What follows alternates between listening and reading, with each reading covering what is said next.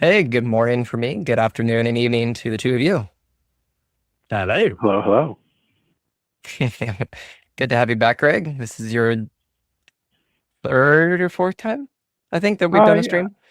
I've been around the block. Let's just leave it at that.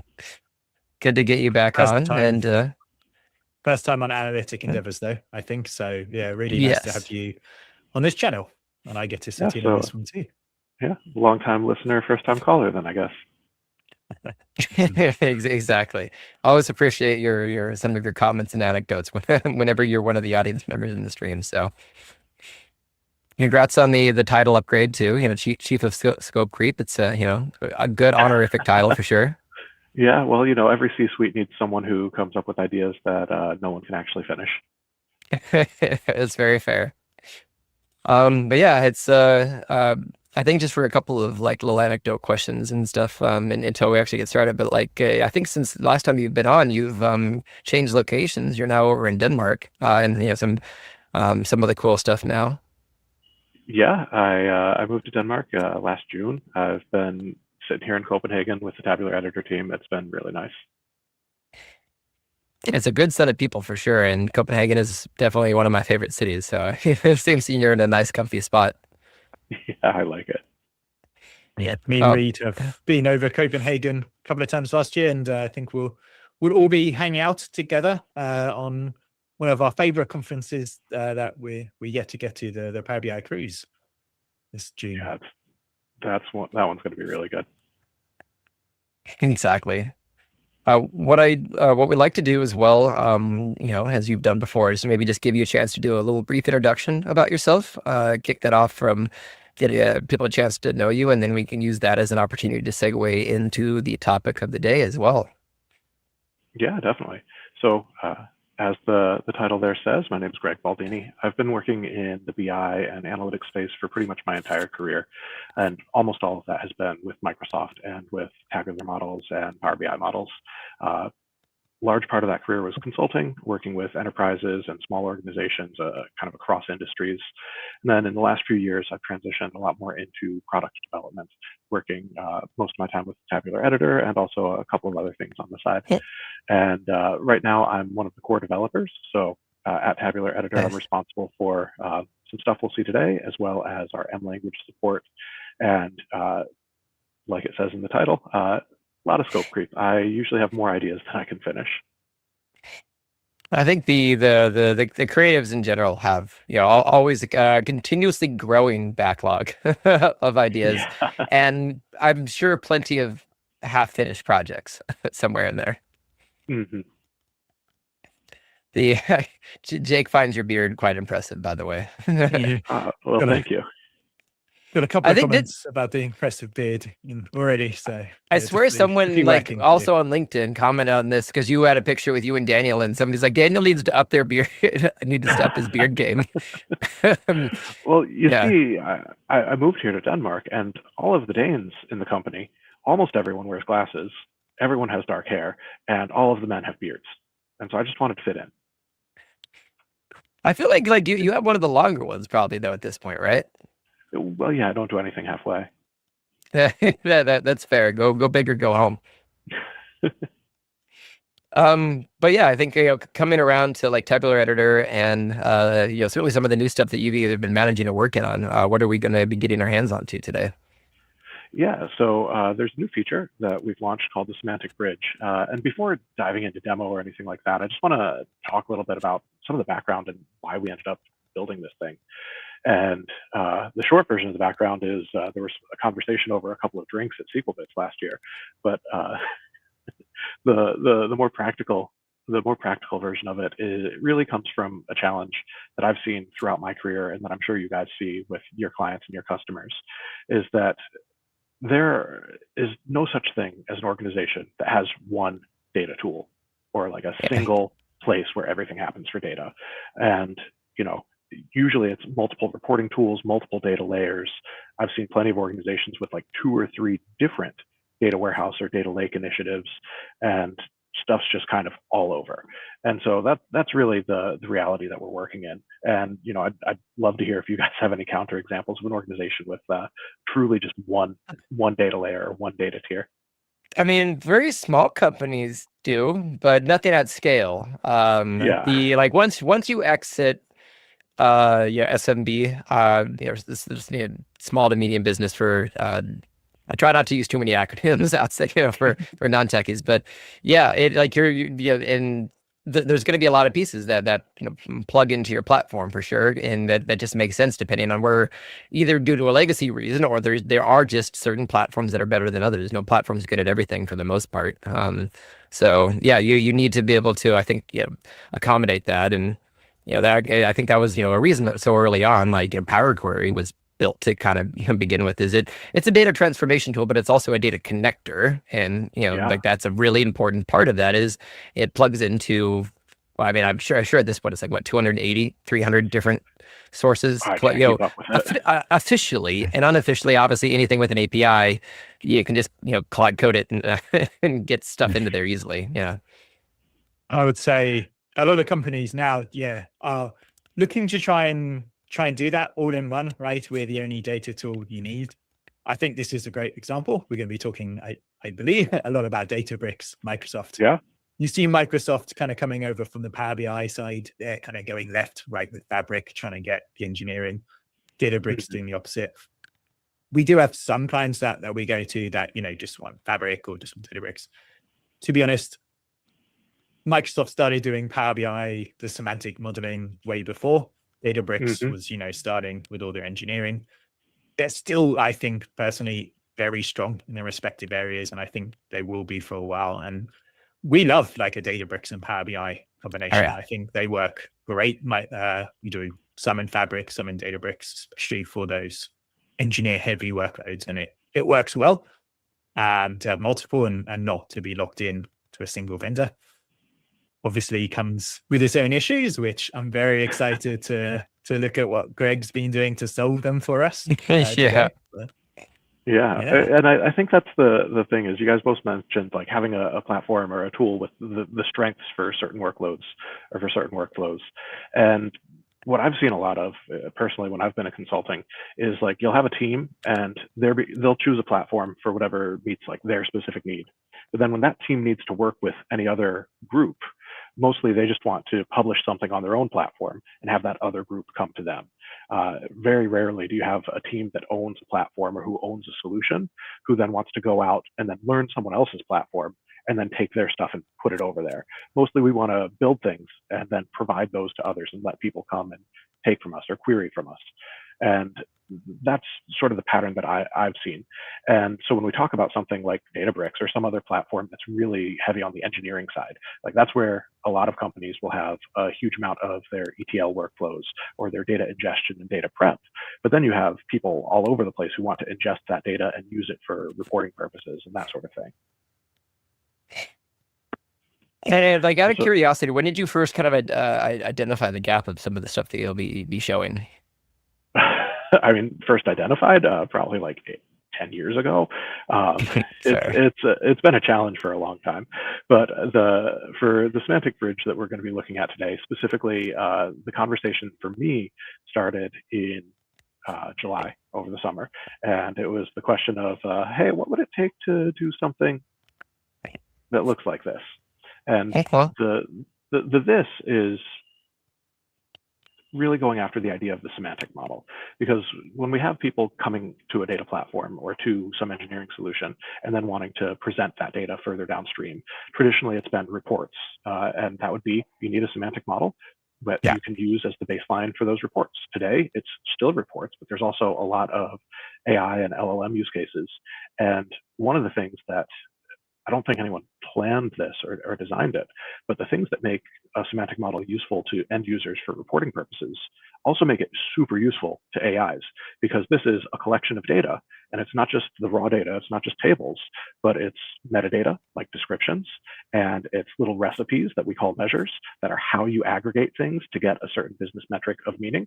And so that's gold for an LLM, where context is everything. If you want to use an LLM effectively with a SQL database, you sort of have to tell it everything in a semantic model before it can write the same queries that you would want to. But if you can hand it a semantic model and it's got that rich metadata available, you're starting off way ahead and being able to do more. So it's not just old school reporting, it's modern stuff like LLMs and pretty much anything in between. Having that structured interface to data with a lot of rich metadata makes things a lot easier to consume regardless of what that downstream consumer is. And Microsoft was there from even before Power BI. They started the game with they just called it OLAP back in the day, but multidimensional back in like SQL Server 2000. So Microsoft's been around, but other platforms like Databricks are coming out with their semantic layers too. And it's not just Databricks. Snowflake has one, dbt has one. There's an open specification called OSI that's all about how do we communicate the structure of semantic layers across different platforms. And so that's really what we're going after, is how do we take this meaning and make it more available in more places. And it started for me, like I said, last July. The question was, how do we do something with semantic models for Databricks and for Tabular? Because Databricks has this metric view thing that they've been working on. And we're obviously Tabular Editor, it's in our name. We work with tabular models. But how do we meet our customers where they are, which is, like we talked about, on multiple platforms with data in different places and with these solutions that they want to be able to integrate. And that's really where the discussion started. When when you were mentioning too how a semantic model in a way is almost like a data dictionary or data mapping of a database, I guess that it makes sense, because all of that is taken the data that you care about from the database. You've already pre-filtered it to essentially your platinum layer data, and then you provided metadata on top of that in business definitions. So in a way, it feeding both to an LLM, even if you're doing database type stuff, like the semantic model would somewhat give it a guidance on what this raw data is. So yeah, that makes sense. To me as well, it's, I've been seeing a lot of, in consulting world, a lot of focus on governance. And I think 2026 is going to be the year of data governance, right? Especially with all these AI, Gen AI, LLM people kind of building stuff and it becoming easier. Semantic models or semantic layers is just really good governance as well. I think when we talk to clients about governance, if we come, for example, from a Microsoft point of view, semantic models are kind of one of our key sticking points in terms of this is an access point to data. It's kind of a gateway, as you say. And as you said, I think it's always been important. This year going forward is now even more important, and replicating that across products and not having 20 different, rules just because you have slightly different tools, I think is really interesting to see. Yeah, and so I think if we can pop up the screen, I want to start talking a little bit more concretely about this. Having set that stage of data in multiple places, people using multiple data platforms, and specifically, we've got a lot of customers that use Databricks as a data lake layer, but still do a lot of reporting in Fabric with Power BI and with semantic models. And so what I want to start with is to challenge a little bit what you might think of when you think of semantic model. So I've got Tabular Editor open, and I think a lot of your guys' audience, and probably you as well, if I ask what a semantic model is, you're going to say it's something like this that we look at. It's a tabular model. It's got a dimension. It's got a facts table. This one is super simple because we're not too concerned about the actual business logic here yet, just the structure. So we've got a dimension, a fact. We've got, in addition to that, we've got a relationship between those things. This customer key is bold because it's the primary key. We've got some measures that tell us how we aggregate things. This is a semantic model, yeah? And just on your point a little bit about like fact and dimensions, like one thing that I've been doing as part of like just helping LLMs is I've started now in the descriptions putting it in like, this is a factless fact, this is a fact, this is a dimension. It annoys me because that becomes a tooltip and I don't want end users to see that. I'm hoping at some point we maybe get table type, not set by Microsoft. So you can maybe set up like a dictionary, a list, and then like in Tabular Editor or something, and then downstream, like in desktop, you could like there's a drop down of your defined labels, and you can set any table as one of these types. which entirely just only lives in the backend, but maybe Copilot and other stuff. It's a pipe dream that I have at some point is better like type definitions so LLMs don't have to guess what this table is via relationships, names, and other just honestly, like, educated blind guessing. It's it's funny that you mentioned that, because those are some of the things that we haven't had to do too much with it for the Databricks to tabular workflow that we'll be looking at. But that question of how do we look at a semantic model and infer what kind of thing something is a question that we're tackling in some of the plumbing that's behind the semantic bridge, to be able to do something like look at a tabular model and say, this is a parameter table, or this is a factless fact like you were describing, or like this is a measure table that's just there to hold measures. And some of those things you can identify just by looking at it, and then we can slap a label on it. But some of them are actually quite hard. To understand automatically.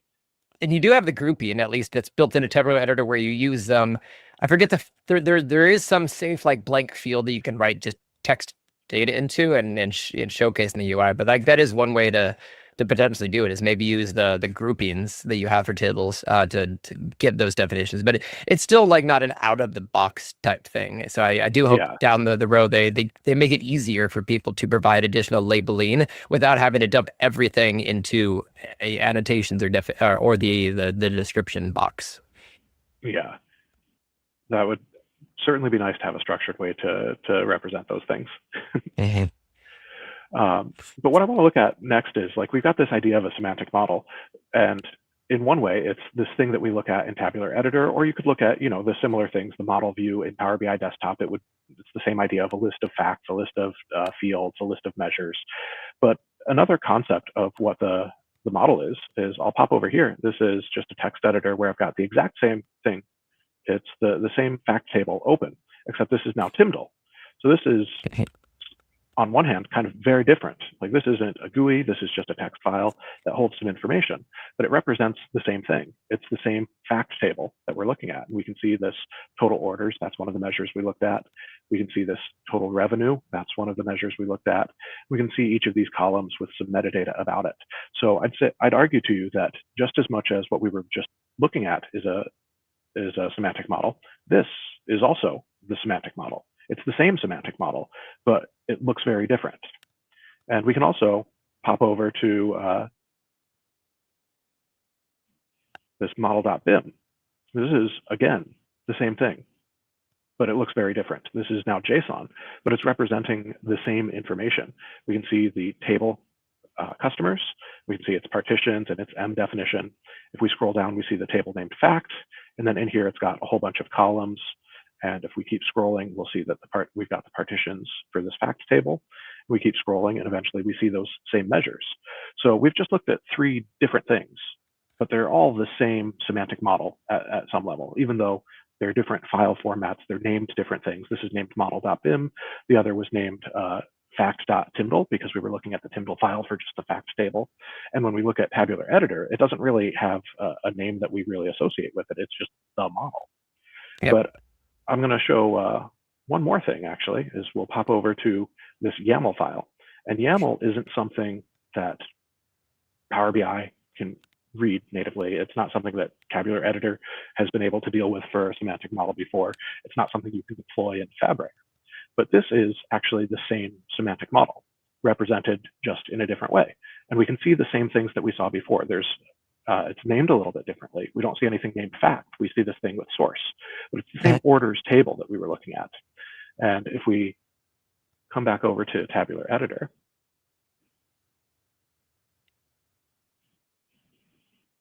that's the wrong one. That's also the wrong one. I apologize.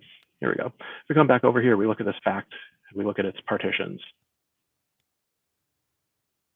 We see that we're looking at something from Databricks, but we see that it's in this samples database, this TBCH schema, and this orders table. And when we come back over to here, we see samples, TBCH, orders. So that's the same table. It's representing the same thing. We see joins, and it's got this name of customer, and that's the same thing we saw before. We see this on condition saying that the source customer key and the customer c.cusky_cusky, these things are the relationship. This is representing the same exact semantic model, except all of this YAML that we're seeing is a format that's been defined by Databricks for their metric view. So this is something that you could deploy into Databricks, and you would be able to query it. You'd be able to query these measures using special SQL syntax that Databricks has to query these metric views.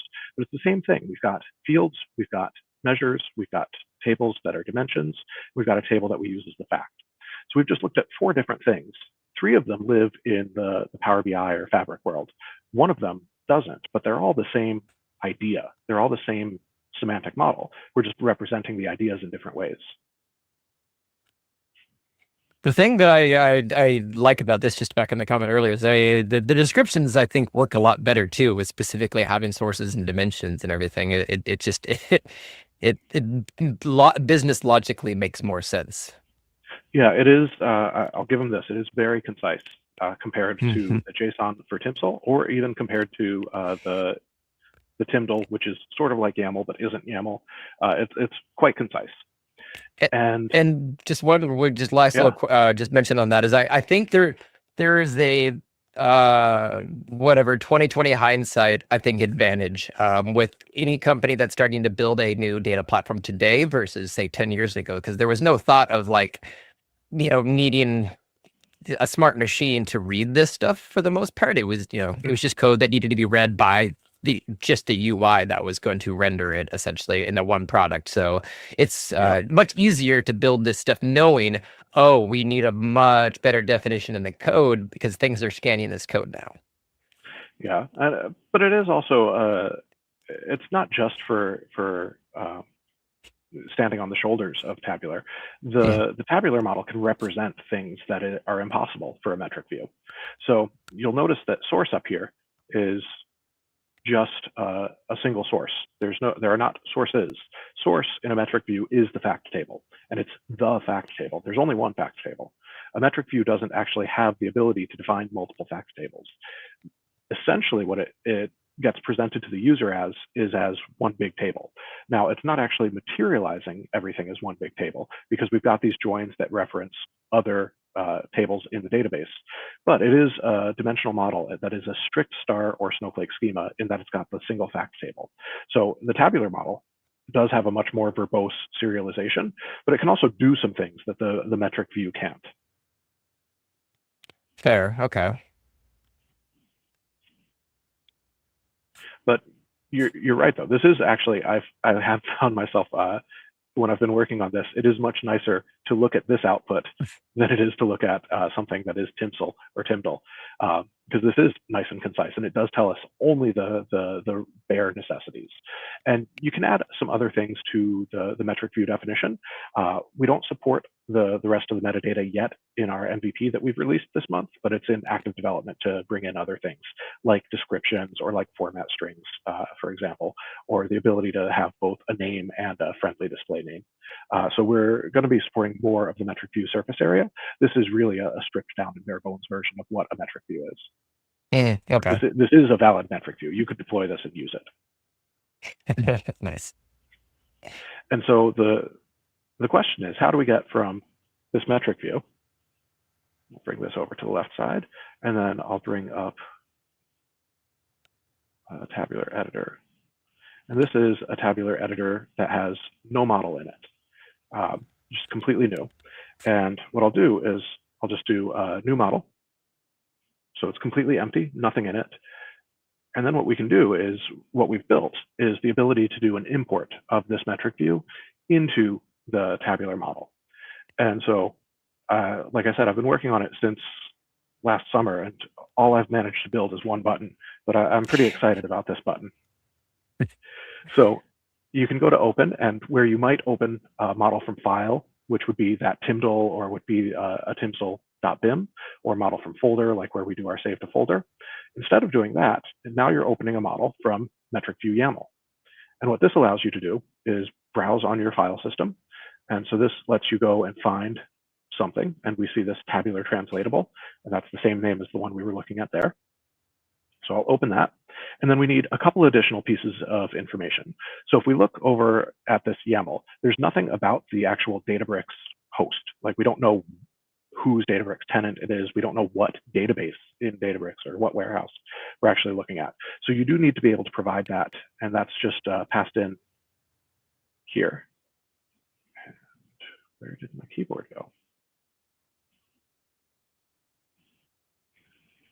Just lost my keyboard, so I'll use the laptop.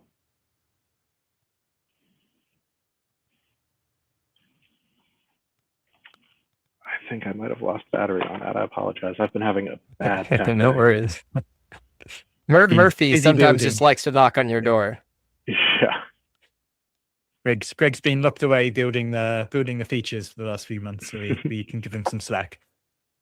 So we just provide this, and this would be the information that you would use in Power BI to set up the connection to Databricks. And you just put that in here so that we know how to build those M partitions for you. And so when we click OK, this is going to spin for not even a second, and it tells us it just completed this import successfully. And so then we can see now we've got some stuff in here. And this should look really familiar because it's the same model we've been talking about with 2 tables this entire time.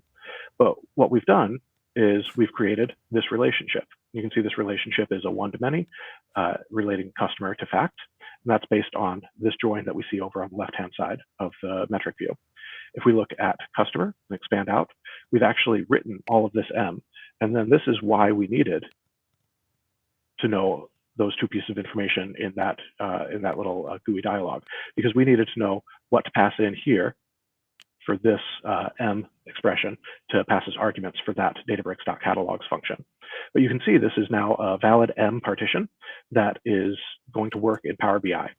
Yep. And so you would be able to publish this, and it would pick up that Databricks.catalogs, and it would then prompt you for the authentication for that when you publish this or try to refresh it. We've got a customer key, the customer name, and you can see those over here that we've got the customer name. And the customer key is actually brought in implicitly because we see it's used in this join. So this is also a difference between metric views and a tabular model, is this list of dimensions is not actually every field that we need in the tabular model. In Databricks, you don't actually have to add these keys explicitly anywhere if they're used for the join, because you're defining that join explicitly. But in tabular, if we want to build a relationship on this customer key thing, that field has to exist. So when we read through all of this metric view, we're doing a lot of stuff like that, where we're saying, we know that this field needs to exist on the tabular side for tabular to be able to deal with this. Similarly, if we look at dimensions, and dimensions in a metric view are just fields. This is the list of fields that would be visible in that metric view to query. Well, if we look at total orders, for example, this is count of fact order key. And if we look at the join, we don't see order key there. If we look at the dimensions, none of these are actually order key. The only place order key, the column, appears is in this SQL expression defining the total orders measure. And so when we're reading through this, we look and see, does this field exist in the list of dimensions? Again, a metric view can define it this way because the way that it's structured, and because the metric view is embedded in that Databricks database, you don't need to have that column explicitly available for users to see. Now, in the tabular model, if we want to count order key, that field needs to exist somewhere. Because if it doesn't exist, how do we count it? We need to have that reference to a column that exists. And so we do this analysis to make sure that we bring in everything that's necessary. We break apart the expression of SQL and pick out all of the field names. We look at these joins, and we make sure that we add things exactly once. If something is referenced in the join and as a dimension and also in a measure, we don't add it 3 times. We just add the 1 column that you need. So we do this analysis to make sure we can give you all the things that are necessary to represent this structure, this same dimensional model in that tabular layer. Interesting. So like I'm curious with a little bit of this too, is like the as the complexity scales up with some of these as well, like how versatile is it to account for maybe some more complex model designs? Like I know more on the Power BI, and I know less about like how this structure can get set up there. Is there a point today in this version where it's too complex from source to be able to be migrated over, or is like, all right, well, we can't do X, Y, and Z, but we can still give you like a modified version, or does it just kind of give you a pass fail type thing? Yeah, so we've got some things that we'll just straight up fail on, and all of this stuff is documented on our docs website. So I definitely encourage people, if you want to check it out, go there, because even though I've built this thing, I probably don't remember everything off the top of my head. So I'll show an example though of one where we'll see some things that don't get translated automatically. So first of all, I just did a Control Z and that undid the import, because we've got undo and redo for everything. So this import is also an undoable action. So what we'll do is we'll look at this library management sample, and I'll open this up over in the text editor first. And we can see that this is a little bit more complicated. We've got some more stuff going on. And we see some things like date trunc. That's not a function that actually has an equivalent in DAX.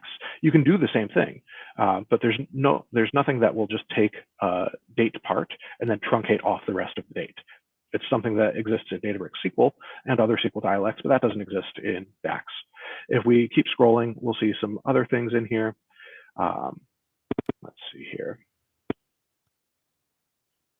Yeah, so here we've got concat and upper. So these are some SQL functions. We can do concatenation in DAX. We can make things uppercase. And then down here, you see this is a field where it's a case expression. This is SQL case expression. There is no case in DAX, there's a switch. So there, again, you could represent the same ideas, but that's a more complex translation. And then if we scroll down, we'll see we've got some counts, some distinct counts. And if we look down here, we've also got, here's a measure where the SQL expression is a sum, but the thing that we're summing is itself a case expression. And then we're doing some arithmetic between two different expressions. Here we're doing some arithmetic within the sum. So this would be closer to a sum x than to a DAX sum. And then here's one where we're just doing some differences between those different aggregations. So this is library management. Yeah. I'll use that over here. And we'll just keep the same placeholders for examples here. And we'll click OK. And it tells me, OK, the import completed, but there were some issues. And we click on View Diagnostics. And this is also one of the happy areas where you can see a little bit of the MVP status coming through. We haven't built GUI around this. So this is the same sort of thing you'd see if you ever use C# script and you have like a collection of columns or measures that you've been working on, and you do output, and it just shows you the list of everything. This is actually that same thing. So here we've got diagnostic messages, and we can say, here's a field. It's a derived field. So this name of derived field is not something that exists in the metric view. It's equivalent to a calculated column in Tabular, but this is part of our translation layer where we actually track a lot of those things you were mentioning earlier, Reed, like is something a factless fact, or is this a transactional fact or an accumulating snapshot? We have the ability to tag things in that way. We have to write the code to detect it. So we haven't implemented full support for all of those various patterns. But this question of different well-known patterns in dimensional modeling, we're trying to represent all of these in an abstract way so that when we do this translation, we can do it for arbitrary systems. So that we're not just tying things exactly to what Databricks has and exactly what Tabular has. We've actually got a fair bit of infrastructure and a framework underneath this button that I showed you. And that framework is for translating. And we don't have a roadmap for future platforms, but things have been built in a way that we would be able to adopt future platforms. Hey. So there's this derived field. That's something that we've come up with. And there are other things that, and you'll see some of these names will come through representing that abstract idea of a model that we use for translation. But we see that it has a complex expression that couldn't be translated to DAX.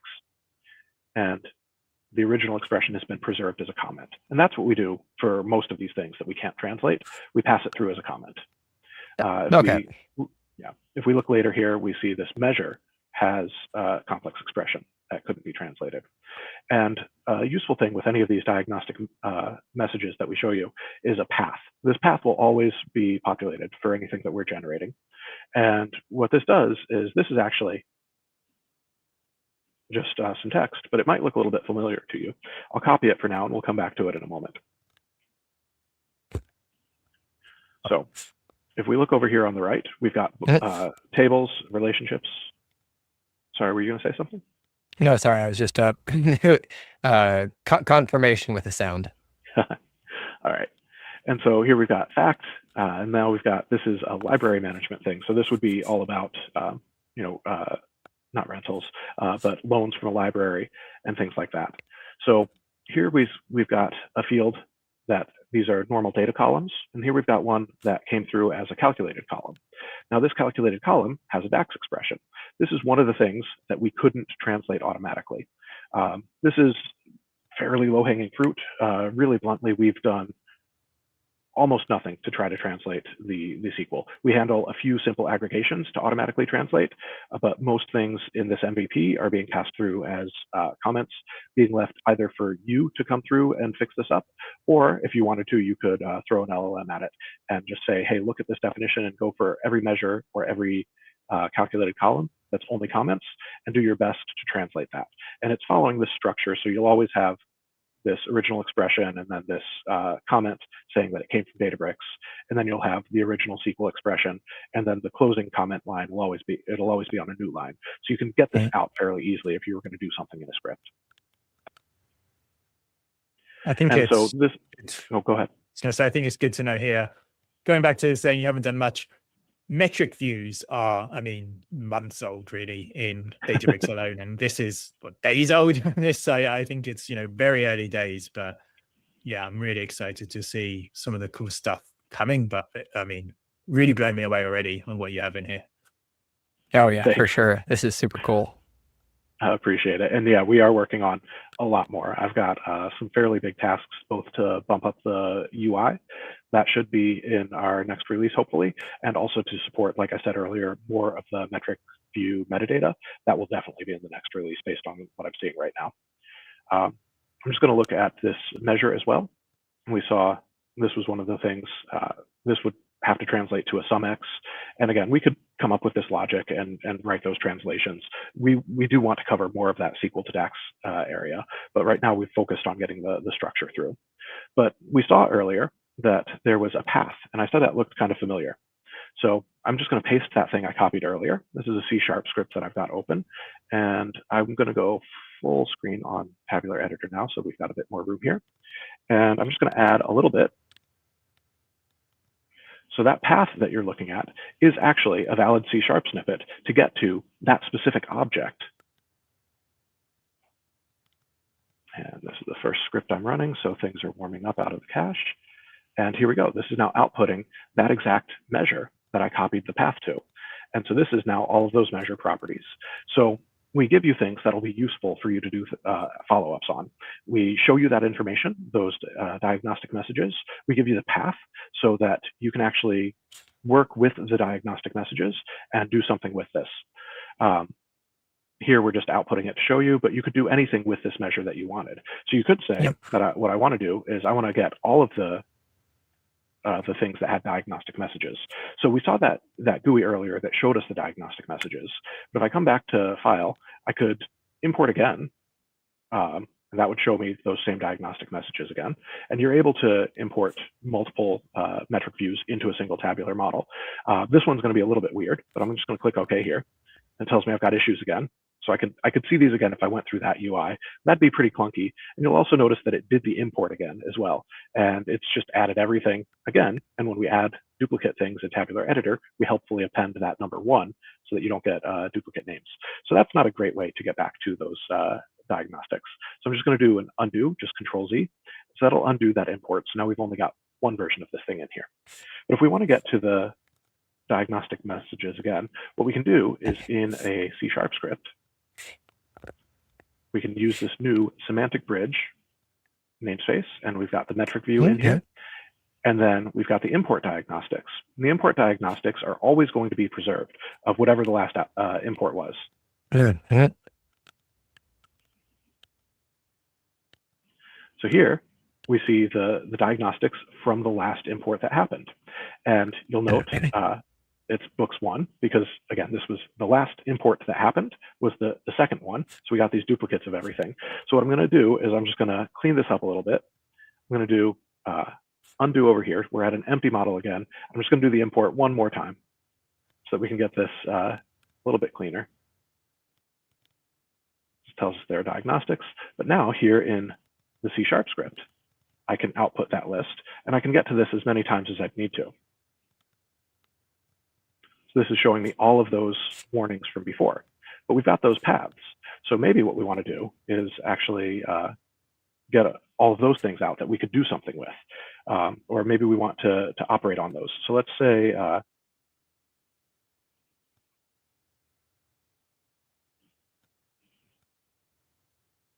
we're going to use the diagnostics. So that's just a list of diagnostics. So we can do things with it. So we can say we want to get out the name of that thing. The IntelliSense is also, of course, very nice with a lot of this as well, too. Just to, it is, yes. I might be slightly more familiar with this specific namespace than others. This is where LLMs are your friend as well, if you're not used to C#. Yeah. So now this goes through and it shows me, right now I'm just outputting them one by one. But as I go through, this will show me each of them. If I wanted to do something, instead of doing that one by one, maybe I could actually collect those into a string. So this is a pattern that you'll see in a lot of the documentation, is that you can do a string builder so that you can kind of collect these things up and get a report that you might want out of this. So let's say that we've got a system, and we've got auto-completion for basically all of C#, not just the stuff we've written.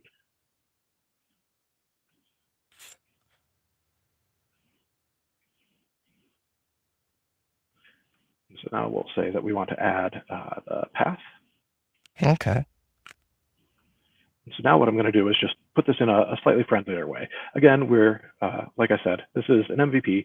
So some of the stuff that you might want in a GUI is still just wrapped up and tied into these C# scripts. But we've got lots of examples that show you how you can do stuff like this. And what we'll do is we'll also add the message. So that's going through and it's building up this string builder. And then what we want to do is we want to put that all together. We'll run this script, see if I got it right. I didn't. But if you ever get a script wrong, there are messages that will tell you exactly what you've messed up. Exactly. And I think it's good, whilst you're looking at that, to say nothing in here is specific to your model, right? And this is going to be quite a copy and paste script if you're not like Greg and love to write in C#. Yeah.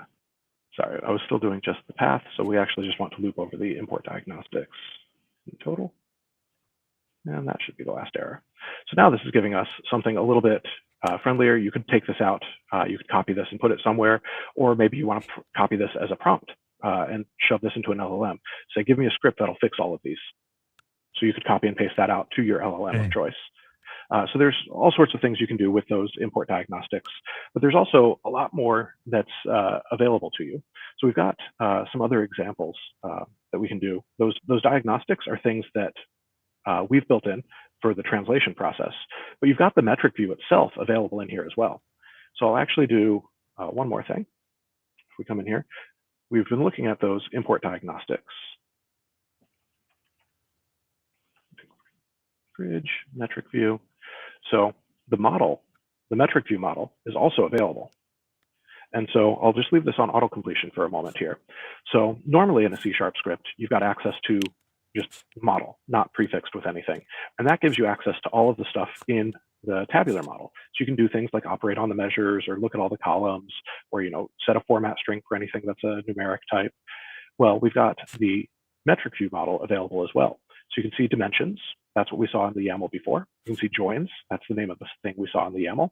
You can see measures. That's the thing that we saw in the YAML. You can see version and source. Those are the things that we saw in the YAML. So all of this is also available to you in a C# script. So again, I'll just do a quick output so we see it, but normally you would actually do something to it. Nice. But here is every dimension, and this is not the translated. This is the original metric view. So we've built this object model that allows you to work on the metric view in a similar way to how you would work on a tabular model. So as I'm just scrolling through here with my arrow keys, you'll see that we're looking at different dimensions. And every dimension, you'll recall in the YAML, had a name and it had an expression. And so we're seeing those things that you can access programmatically here in this C# script.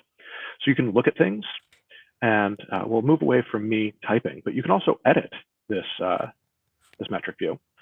So what I'm going to do is two things. I'm going to pull these scripts apart, and I'm going to look at a different metric view than what we were using before.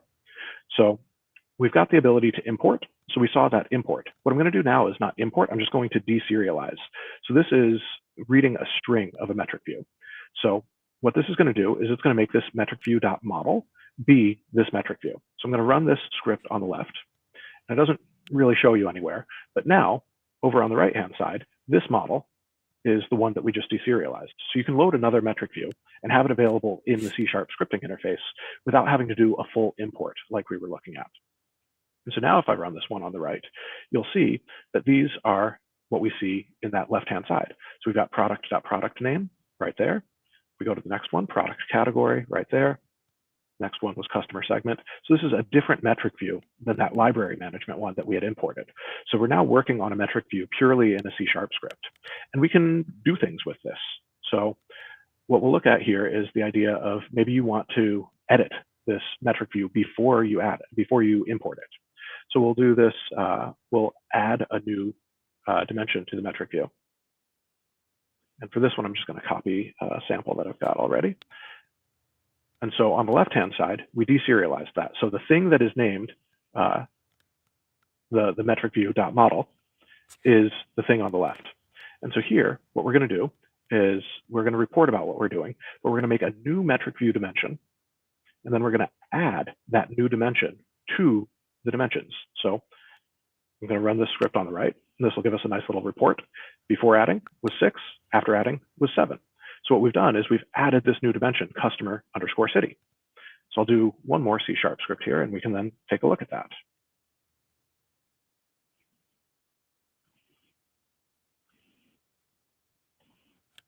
This is very cool. I think I know, right? moving away from being a Power BI semantic model or a tabular semantic model here, and actually purely looking at metric views in a non-proprietary sort of language here, I think is really interesting. Yeah, so I mean, this is, it's not as rich as what you can do to the tabular model in a C# script, but it is the same idea. You've got this metric view, you've loaded it up, it's in memory, the metadata is in memory, like we don't have any data access here, but the metadata is in memory, and then you can do things to it, like where we just added customer.city. Well, here it is. We can see that in the output of the model of the metric view dimensions. You could also do things like removals. So I'll do another quick example here.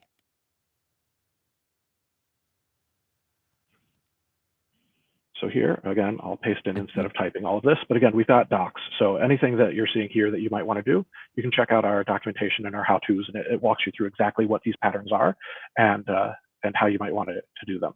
So again, we're still working on that same thing that we deserialized. It's available to us in all of our scripts. And that's also really important.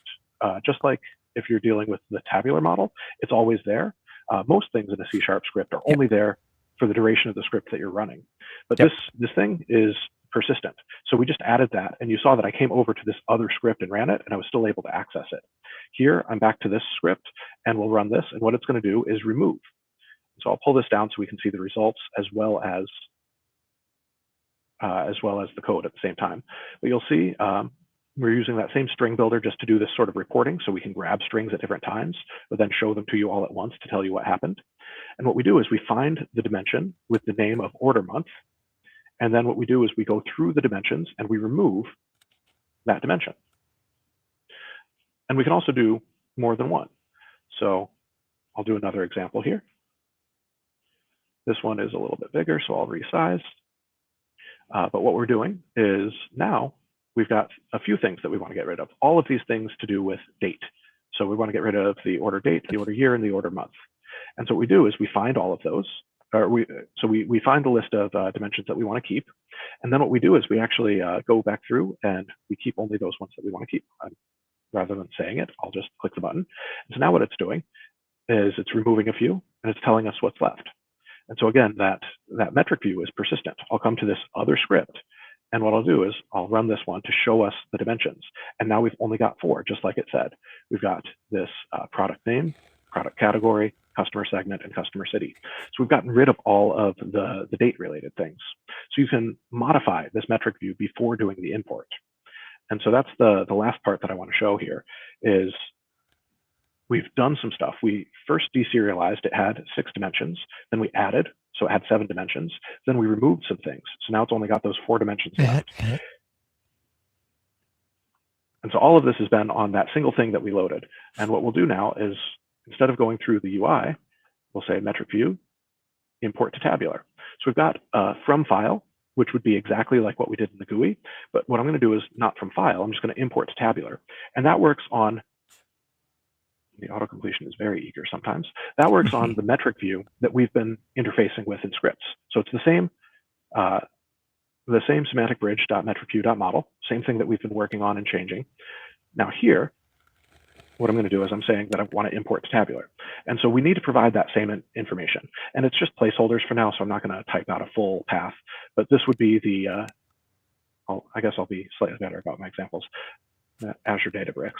So this is probably someone's actual warehouse. And so then this does have, this API is probably going to change. Right now, I'm just going to throw away that last argument. But what this is going to do is going to import. So I'm going to expand out and I'm going to resize this so we can see what happens.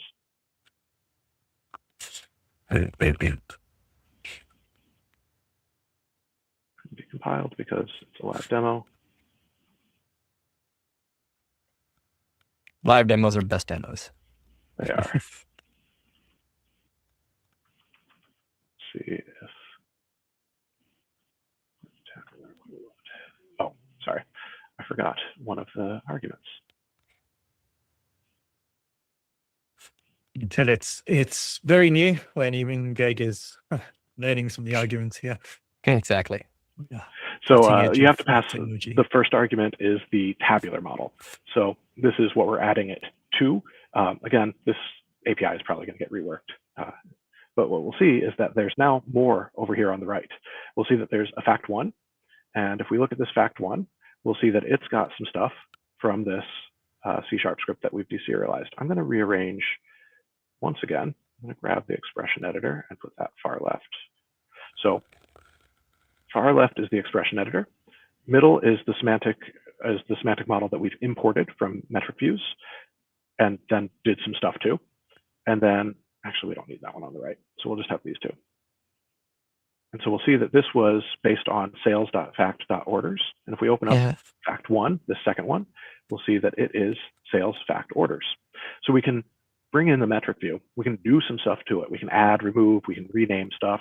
We can also run our own validation rules and kind of like the best practice analyzer and look for patterns or things that we might want to flag before the import. Then we can do the import.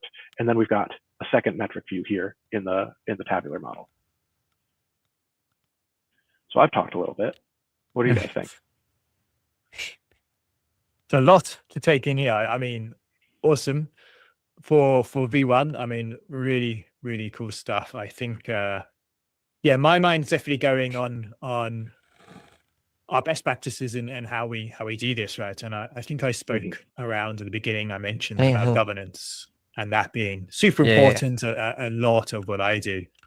I think this is a tool when used well, right? Obviously, we're not just trying to replicate everything and spew models everywhere, but used well, we have that sort of bridging that one source of truth and those silos where you have, as you say, Databricks and I have Microsoft here, and we're doing stuff often with different resources, with different teams, doing things in their own way, trying to understand.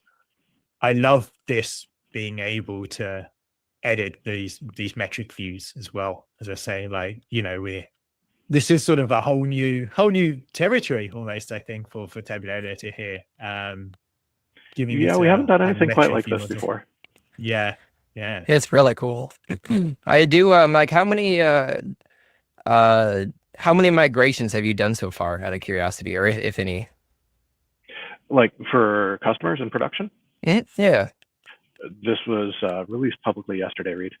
Oh, okay. So at least 25. Yeah, 700. Okay, nice. Over 9,000. Yeah, this has not been used in real anger at any customers. We did have some input as we were working through this. but we didn't have a customer with a migration in progress. So this was not co-developed with a production migration. That's one of the things that we had in mind to be able to do migrations like this. And one of the other things that's in the works right now is getting a Tabular Editor 3 command line interface. So that is something that I'm not working on, but another member of our team is. And so all of this stuff in a C# script will be available via the CLI, just like you would see in the Tabular Editor 2 CLI. So if you were going to be doing a large scale migration, you would be able to run, a set of validation rules across every piece of YAML, defining a metric view that you've got. And then you'd be able to run these and see which ones succeeded, which ones had issues, and which ones failed. So that is something that we're looking forward to. Right now, everything is within the C# interface in Tabular Editor in the GUI. So you'd run these scripts in Tabular Editor. But when the command line interface is around, we will be able to run the same scripts, do the same things from the CLI. And as soon as you're doing it from the CLI, that also means that you can do it in not a C# script, but in like a bash script or a PowerShell script, something that would run in your CI/CD pipelines, or that would run in any sort of automation that you're setting up. And so that's where you would look at sort of more large scale automated migrations of importing metric views into Tabular Editor. I see a lot of potential with clients for this for sure. And I think and with anything that's somewhat automated, it won't get you across the finish line, but it will get you a lot closer with a lot less effort, which is really nice. And it also just helps to kind of show a direct translation to a degree of what these two universes are. And some things are a round peg and a round hole, and others will be a round peg and a square hole. But I think it helps to better show immediate benefits and limitations when switching between systems. Yeah, absolutely. And we definitely want to make more of the migrations and the translations happen automatically. Like I said, this is very much still an MVP. We are looking forward to hearing feedback and questions and use cases. If the SQL to DAX is the most valuable thing people say, then we can focus and prioritize on that. Right now, the most robust part is just the structure, tables, fields, relationships. That's what we've really focused on trying to get more robust. There are still limitations. Again, everything's in the docs. But if there are different focuses or different things or specific workflows, like one example of a workflow that we've discussed a bit is the idea of merging multiple metric views together. Right now, we just name it fact because there's a single facts table and a single metric view. But as soon as you bring the second one in, you've just got fact and fact one. So being able to have a nicer UI where you can actually alias these things on the way in is one thing that we're talking about. Or how do we identify where the same dimension is used in two different metric views so we can coalesce these things. So if that sort of workflow is more important, then we might not do as much in terms of SQL to DAX compilation, but we would focus a lot more on what do we do when there are many metric views in play. But if people are saying, oh, I'm really using this for one metric view at a time, but I wish that you could handle more of the SQL, then we might focus more on SQL to DAX compilation and less on structurally handling multiple metric views. So we really are looking forward to feedback and questions and getting input from our customers and from you guys. Like, how are you using this? What would be more helpful in the real world? This is very much a baby product, but it's not going to remain a baby for long. It's going to grow fast. Exactly. Yeah, I think it's very interesting. I like the kind of viewpoint here, and I think you spoke to at the start. A semantic model is a metadata layer, right? Mm-hmm. I always remember, and I brought this up when Daniel was on from Tabular Editor before. One of the first quotes he ever had is about Tabular Editor. It's a fancy JSON editor, and to some point, right? Maybe now not just JSON. We're editing metadata, and now it's JSON and YAML. Yeah, Yep. Having that metadata, right? Whether it's in a metric view, whether it's in this, it is the same as you mentioned. Obviously, they have different things that different tools can do.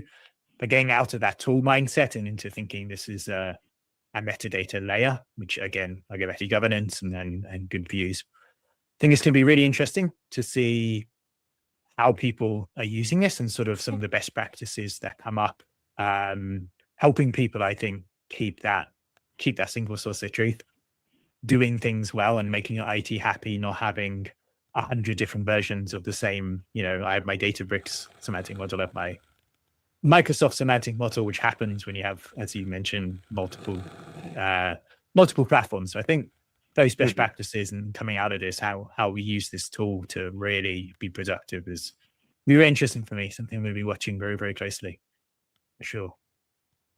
Where's your thinking, if you have a bit of a magic ball or anything, of where, is there the next vision that you have, like the twinkle behind the eyes of any new features that you can talk about for this as it continues to grow, like from this V1, what's like the next want to have for this thing as this continues to evolve? Yeah, so the only things we've got publicly committed on our roadmap are supporting the full metric view metadata. So you'll notice, or you might not have noticed, in all of the metric views that we've been importing, it's been version 0.1. The version that they released in the fall was version 1.1.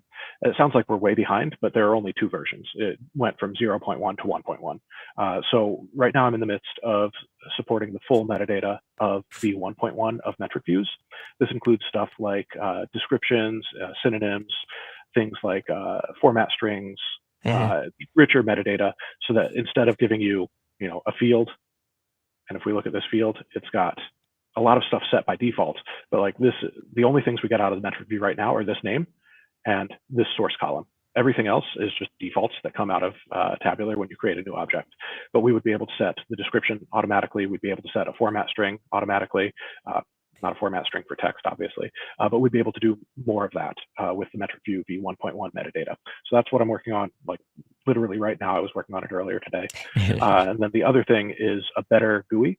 So the thinking right now, and this is not a firm commitment, but the thinking is that it will be linked into and using some of the same pieces as this import tables wizard that we've got, and that there would be either a new option or a new workflow in here that would say, instead of just going to like this existing source and seeing a list of tables from Databricks, instead you would also you'd see the same list of tables, but you'd also have the option or the ability to see metric views and then browse that metric view graphically in some way, and then select what you're importing from it. Again, no firm commitments on any of those things I've just said, but hooking into this import workflow and giving you more of a GUI to control that import, so you don't have to go to a C# script for every sort of customization. The specific design around that GUI is still TBD, but we want to hook it off of this import tables workflow. It might be new menus or new windows within here, or it might be able to seamlessly integrate as like just one more radio button or one more checkbox. Not quite sure how it's going to be exactly designed, but those are the things that we're publicly committed to right now. If people on the chat are willing to promise not to hold anything against me, I can tell you about a few ideas I have. I am curious about ideas just a little bit. So the one I already spoke to a little bit is this idea of multi-import, of importing multiple different metric views and merging those together. That is something that I think would be really cool, because again, metric views support a single fact table. So as soon as you've got multiple facts, you've got multiple metric views. And if you've got a single reporting workload, that's great. You use the one metric view that has the fact table that fits it. But say you've got something that's, you've got some inventory reports, and then you've also got some sales reports, and you want to bring those together. That's a very common reporting combination, is inventory and sales. So I would love to be able to give you a really seamless workflow to say, here's a collection of metric views, and they hold related data, and we want to bring stuff in. But inventory might have a lot more in the dimension table for products than sales does. Sales might not have nearly as much product information, because you don't need to, in a sales dimension, you don't need to know as much about dimensions or like packaging. But in an inventory one, where you're actually stacking stuff on racks, like in a warehouse, you need to know a lot more about that. So the ability to take two different dimensions and merge those together as part of the import is something I've thought a lot about. I think that would be really cool. I also, if I could probably spend a couple of years working on SQL to DAX compilation, that would be really cool to be able to dive into that and do a much more robust compilation than we're doing right now. Because you've seen some of the things like really simple stuff like basic SQL, we're not translating. Again, this is an MVP. We wanted to get the basic aggregates out of the way, but arithmetic between two aggregates, that would be easy enough to handle. So I would love to be able to spend time on the SQL to DAX compilation layer as well. That would be really cool. So those are two things I've thought a lot about. Again, none of those are promises, just stuff I've thought about. Another really interesting area that I've thought a little bit about is there's a specification called OSI, and it's Open Semantic Interchange, I believe. And the spec was just released in December, but it's between a few different organizations, including Databricks, for a kind of generic approach to specifying a dimensional model. And it is pretty close to the Databricks Metric View YAML we're looking at. Some of the names are different. It's got a bit more going on, but it's a very interesting project. It's still it's not as rich as the tabular model. The tabular model can do a whole lot more than it seems like that OSI spec can handle, and it can definitely do a lot more than the Databricks spec can handle. But it would be interesting to bring in other platforms, and if that OSI spec is a convenient way to have these other vendors collaborate on a way that they specify their semantic models, it'd be really cool if I could have one layer that brings in Snowflake or DBT or Databricks, all by targeting that single OSI spec. That would be cool. You're getting a lot of not promising any of these things, but I've thought about them. You have a few people who are at least in support of you working on some of this. So I did have a question from. Go ahead, Steve. I was gonna bring the question up. So go ahead. Yeah. From Jake. Do you see a future where you can make changes to the model and push it back to Databricks? So right now, we really are focused on serving our core demographic, and it's in the name of the company and the tool. It's Tabular Editor. So the features we're focusing on right now are around this import workflow. That's what we're focused on. That's where the immediate and medium-term roadmap are heading. I can't rule anything out in the future. Again, like I said, most of what I've said for the last 5 minutes is not promises or hard commitments. But the idea of having a metric view, we can already serialize. So we've been looking at this, we've got this deserialize, but we've got this metric view in here that we've been working on. So I'll actually make one more C# script, and we can take a look at this really quickly. Semantic Bridge metric view serialize.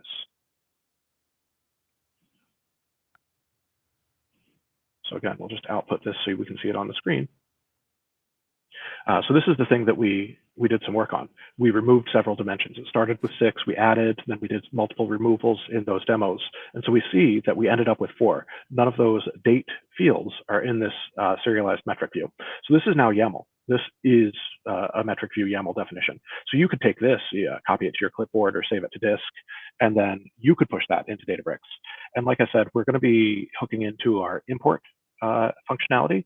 Part of the reason to hook into import is because we already do Databricks often here. You can select Databricks as a source. You can connect to your Databricks your Databricks environment, and then you can browse through the Databricks tables and use those for import. So we have a lot of the pieces of that puzzle. But again, we are not, we're not Databricks editor, and I don't want to give an incorrect assumption. This is still Tabular Editor. We're focused on how do we support our users in Tabular, but we've got this object model. You can do anything you want to the metric view in a C# script, and you can serialize it back to YAML. So we've got a lot of the pieces there, and even if we don't end up building that directly, the last step is not a big step, and I'm sure someone will put out a C# script that shows how you can actually push to Databricks via API. So most of it is there. The functionality will grow for editing a metric view just because it has to support this import workflow. But I don't see us necessarily building into Tabular Editor a tool that would make it into Databricks Editor. I could be wrong about that. Like I said, everything that I've been saying for the last 10 minutes now is not a firm promise, but it's the direction we're looking at right now, is how do we focus on helping people build tabular models, and building tabular models is really that import workflow. I think it brings a really good point, this question as well, on best practices, and I think what I mentioned earlier, right? Where are our best practices? And it's probably not something for you as Tabular Editor, right, to figure out how people use it. You're giving them the tool. I think this tool opens a lot of options now for us, being a bridge, literally a bridge. Yeah. before, maybe we'd have completely different views of everything. So we'd have Databricks over here, Microsoft over here, and it's nothing. I think this will really help people to look at that governance and having that single sort of source of truth, and making sure we have a best practice in place. Like, where does the logic really live? Do we do stuff in Databricks and then import it? That, I think, is going to come from best practice. I mean, as you have to, because it's how you use the tool. And I think this is giving us a really good way to automate that and have that conversation as well, and make those decisions on our workflows. So yeah, something I think we'll be figuring out how to use this really effectively, and I'm sure we'll see a lot of cool blogs as people inevitably pick this up.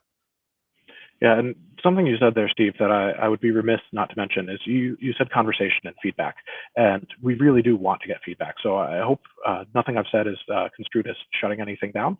Again, the only two firm commitments I've got are the Metrics View v1.1 and a better GUI, but we do have a discussion area in our GitHub discussions forum, and so that is dedicated to Semantic Bridge. Again, we want to hear from customers and users and understand where the most value is, because at the end of the day, we want to meet our customers where they are, and we want to provide value to them.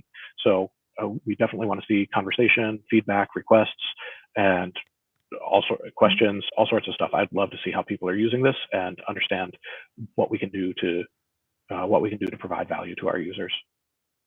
Awesome. And that link's in the chat here. And if you're watching on demand, it's going to be down in the description as well. So please do look at that, because the Tabular Editor team, Greg, really does need that. So we really ask everyone to help out and give any feedback you can. Exactly. Thank you. We appreciate it. Any final words, sage words of wisdom, takeaways, links, or other insights you want to give to the chat or us kind of as we start to wrap up? We shared the docs, we shared the discussion forum, and I think those are the two most important things. Please try the tool, kick the tires, find what breaks, read the documentation, and then let us know what you'd like to see. I really want this to be a discussion. It's exciting to get this finally released, and I love to see how people use it. Excellent. Well, I appreciate this. It's been a lot of fun. I've certainly got to get a deeper dive of this versus when I think first time I saw it was back at PAS. That sounds right. When you're demoing it there. So I see a lot of good, strong potential for this, certainly with people looking to change ecosystems. So this is really cool. Right. Yeah, really enjoyed having you on, Greg, as always. This is going to be really useful for us and for our team here at Analytic Endeavors. I'm already thinking of use cases. If anyone as well is watching this, wants to come out, hang with the three of us, definitely come to the Power BI deep dive on a boat. You'll get a really pick Greg's brain then on this as well. It's the best conference I've ever been to. I'm just happy we get to go to it this time, just because it's it was canceled last time we applied. So yeah, well, because it used to be called the Power BI Cruise, and apparently a lot of attendees had trouble getting their bosses to sign off on expensing something that is labeled cruise for work. Yeah, I do understand that for sure. I think that, and I believe the other issue was that the first time it was Copenhagen to Stockholm to Copenhagen, and last time they were attempting to do Stockholm to Copenhagen and back to Stockholm, and I think they had a harder time getting locals in Stockholm to buy a ticket versus there's a much better network in Denmark of people to buy. So I think it was a couple of factors, but yeah, excited to come this year for sure, and it'll be a good time. We get the first slot of the first time of the first day, so we just get to hang out the rest of the time, which will be really nice. Nice. Yeah. I see in the chat SQL bits. Yeah, all three of us will be at SQL bits as well. Over in my home country, or the UK anyway. So yeah, definitely come hang out with us there as well.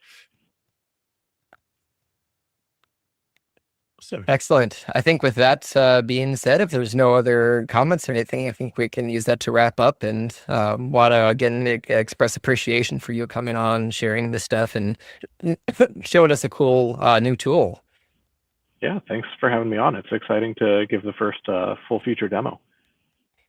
Well, appreciate it as always, and thank you for considering us to do that. And I'm sure we'll look forward to getting you back on sometime to talk other shop on various other cool products as well.